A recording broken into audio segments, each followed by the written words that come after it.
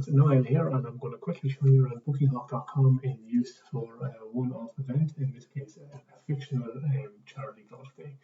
So the idea would be that from the association or the organisation's social pages or website, there would be a buy ticket or a book link, and when the client clicks on that link, they would land on this page. So this page allows the purchaser to see all the details, the date, time, location, and the organisation can add a description to the event here, and then they can sell different types of tickets. So you can see that this golf day, I can either choose a 4-ball event just to play in the competition, or I can choose 4-ball and dinner for a little bit more money, and the description of the ticket is there as well. So I can go ahead and I'm going to book one 4-ball and dinner. If I click book here, and then on the next page, as you can see, I don't have to register or create an account or anything like that. It's just nice and simple. I just put in my details and then my phone number, and then I'm not sure where to pop in, use one of these ones. And then down here, you can see that where you can take payment then once you have a Stripe account. So in here, I put my fictional card details. Now, if I go ahead and attempt to complete the booking, the system is going to flag a number of things to me. So first off, there's some booking questions up here. So you, as the organizer of the event, can ask some questions. You can make them mandatory if you wish. So this one is mandatory. I'm just going to put OK in there. The booker can add a note then as well on the purchaser. And then here you can see a summary of what the client is purchasing.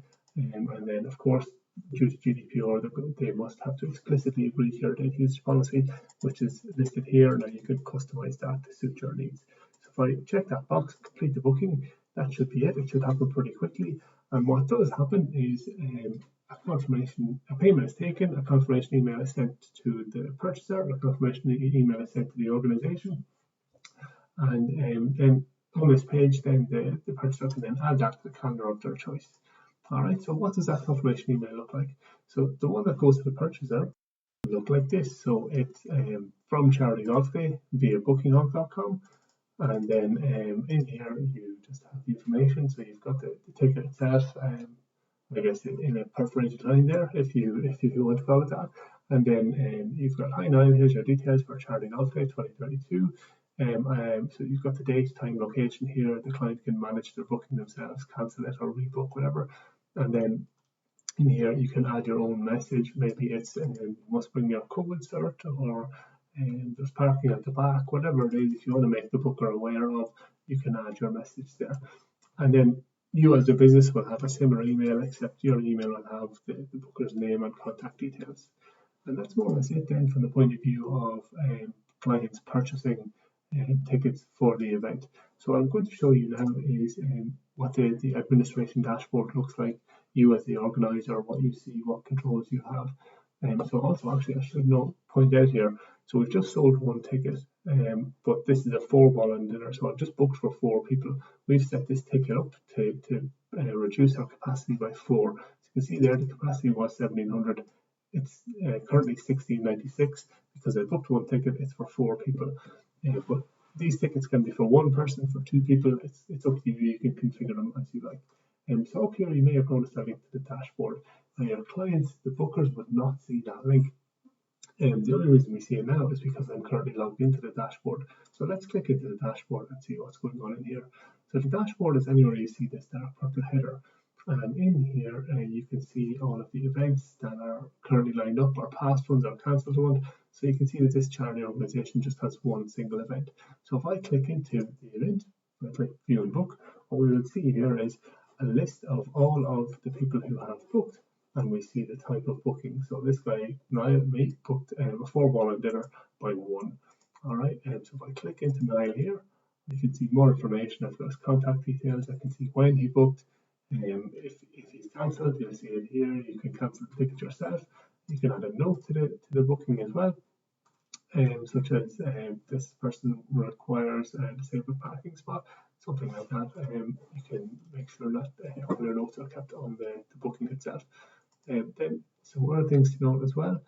If you want to contact everybody who's attending your event, you can simply press this envelope icon and then type your message here, click send, and that will instantly email everybody who has enrolled in your event. Now, I should say, At the minute, we just have sold one ticket. It's the one you watch me book, but all of the names and details of every purchaser would appear here. Then, of course, you can print off. You know what? I'm just going to quickly pause the video and book 2 more spots just so you can see exactly what it looks like. Okay, so I've just booked another couple of places in here. So now you'll see it looks a bit more realistic. We see we've got other bookings here. We've got Derek Murphy has booked 4x1. Catherine Zeta has booked 4x2. So you can see the amount they've paid as well in our contact details. So if you want to print out your list of attendees, so you want to have it on the door on the day, you just press the print button here, and this will give you a sheet that looks like this. So one moment, it's just generating the preview. Looks like my browser has frozen. Just a sec. So we'll look like this. So you can see it's a PDF. You're going to have the names. So in this case, it's putting 4 names down for each person, but we could take their names individually if we wished. So you've got each person that's booked in, the type of their booking, their contact details, the booking reference, and it's listed in alphabetical order. And you can see here the list is correct as of the current date and time. So every time you print a list, it's going to include the accuracy of when this list was generated. And then there's a couple more things in here. So actually, you know what? I think that's more or less it. You can move bookings, but if it's charity day, you're not going to have to do that. If it's a single day, you've got the event waiting list. So that would come into play if the event was sold out. Then people would sign up to the waiting list. So you know what? I'm going to simulate that the event is sold out now. So I'll just close off those places. Just a sec. With the places closed off on the public facing page, you can see now that it's fully booked. There's no space remaining, so clients can join the waiting list. So I'll stick my details on the waiting list here, and that will mean that as soon as the capacity is increased or if somebody else cancels their spot, everybody in the waiting list is going to automatically get an email, so you can see your waiting list in here. And that's more or less it. If you want any more information on it, the system is very flexible. There's receipts there, gift vouchers, credit bundles. Just have touched on a small bit of functionality, just to give you a taste of what the system will do. So just meant to inspire questions.